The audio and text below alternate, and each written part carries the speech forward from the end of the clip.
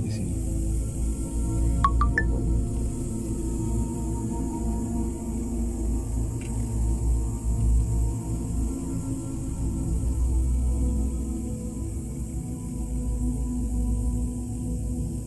Sekejap lagi kita pergi kolam.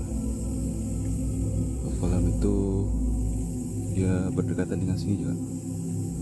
Cuma kami sekarang berada di ujung kebun